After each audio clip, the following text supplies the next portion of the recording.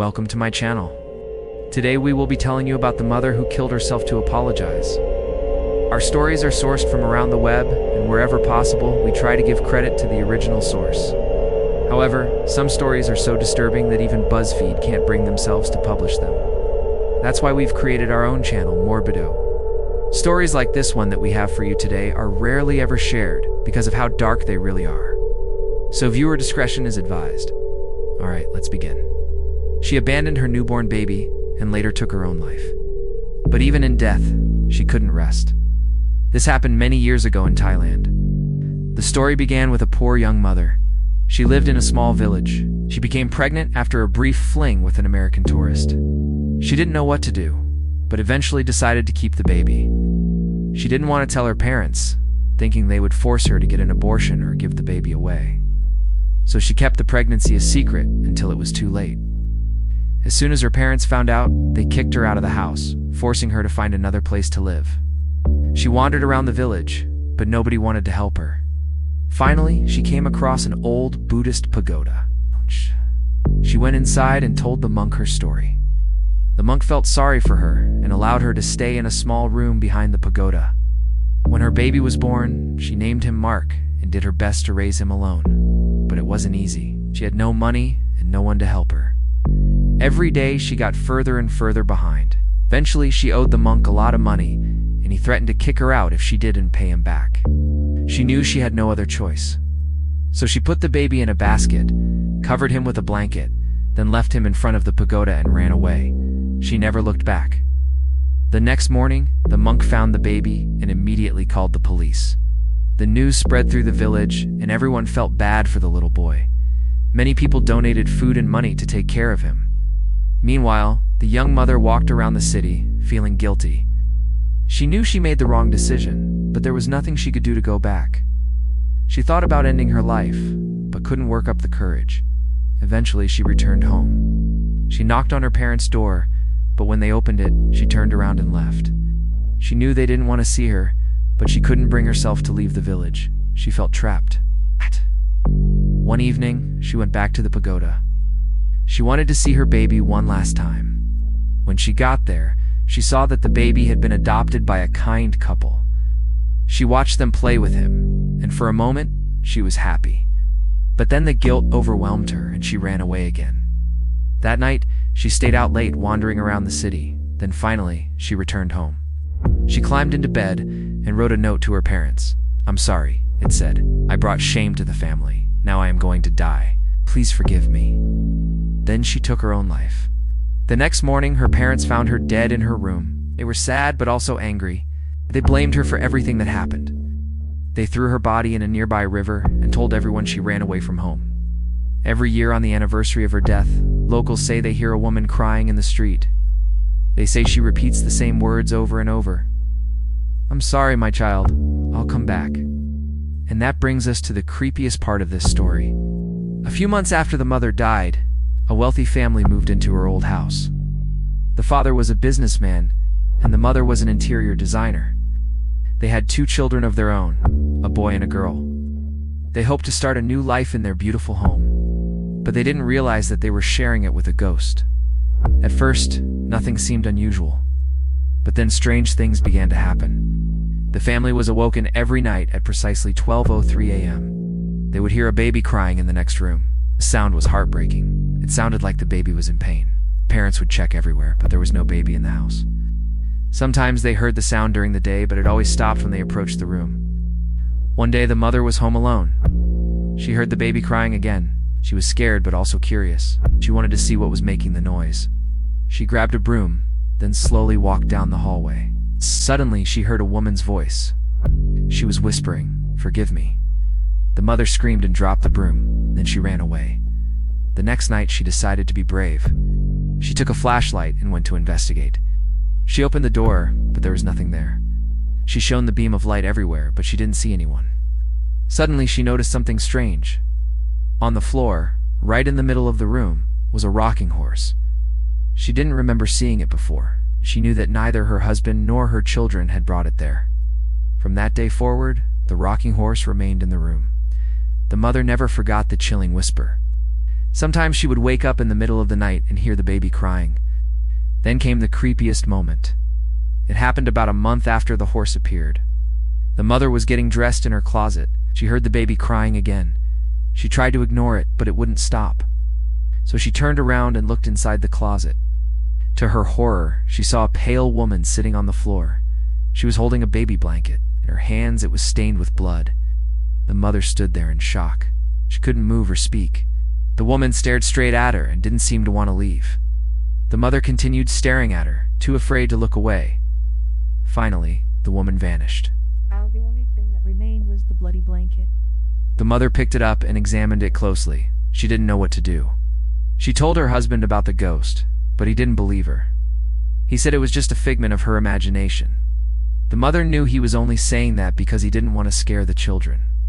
So she hid the blanket in the attic and never told him again. She was too scared. Then she visited the monk at the nearby pagoda. She explained everything to him, then asked if he could bless the house. He agreed and placed a small statue of Buddha in the closet, where she had seen the ghost. Since then, the crying has stopped. The ghost hasn't been seen since, but the mother still keeps the closet door closed. She doesn't want to take any chances. The monk told her that the spirit is trapped in the house. She cannot find peace until the child forgives her. But that child is now dead. There is no way to contact him. So here's our question for you. Would you stay in a house where a mother's guilt is stronger than death? Let us know in the comments if you're not afraid. If you enjoyed this video, please leave a thumbs up and share it with your friends. Subscribe to our channels to stay up to date on all our spine-chilling content. Until then, sleep tight. Don't let the bed bugs bite.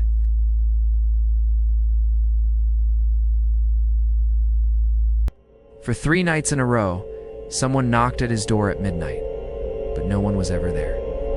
This unsettling tale comes from a Reddit user. It was a hot summer and I had just graduated university. I wanted to see more of the world.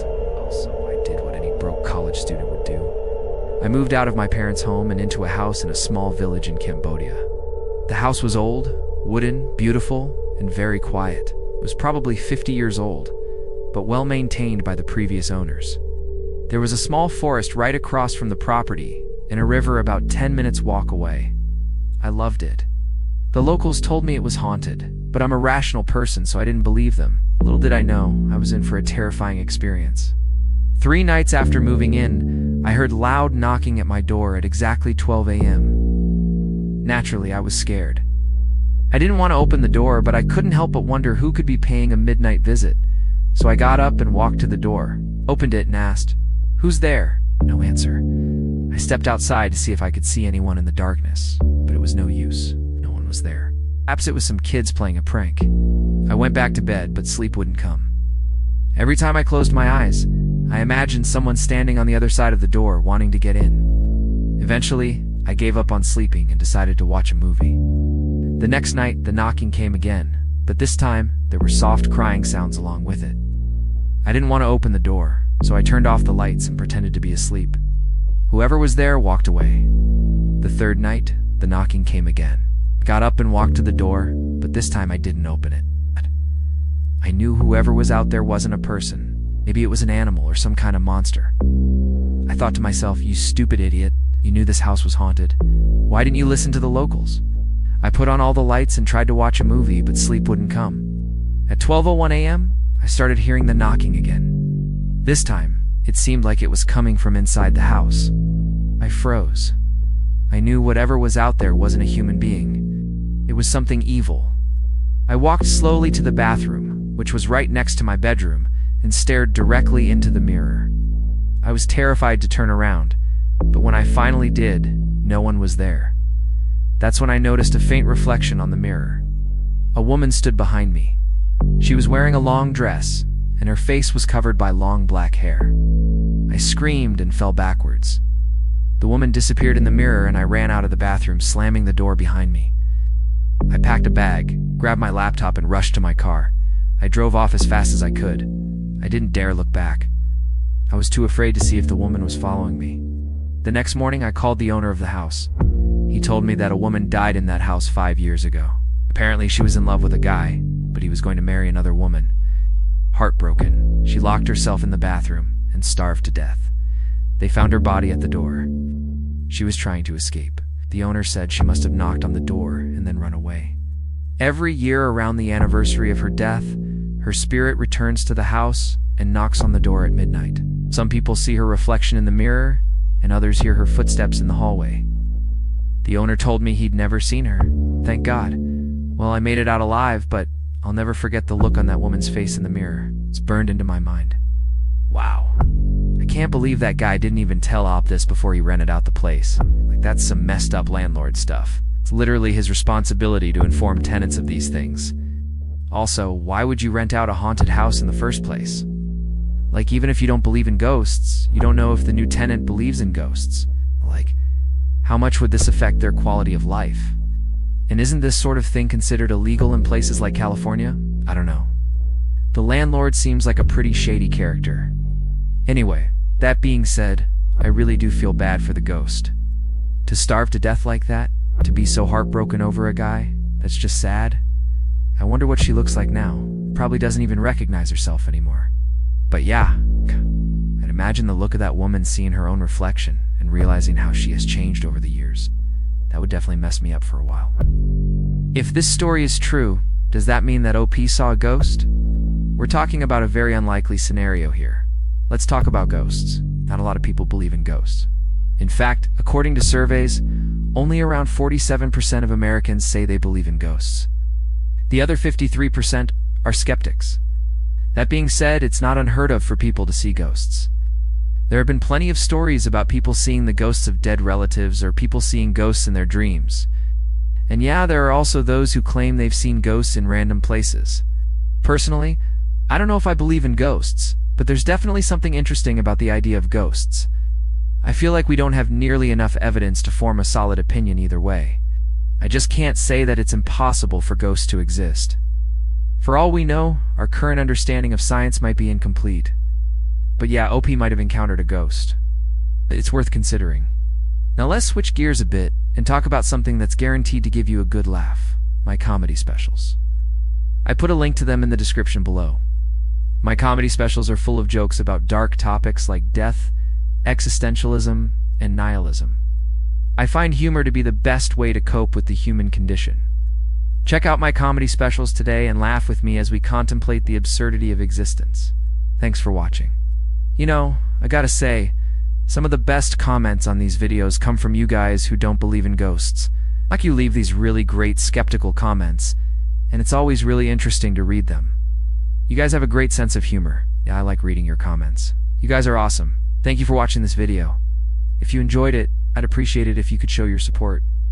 I'd also like to take a moment to say a special thank you to my supporters.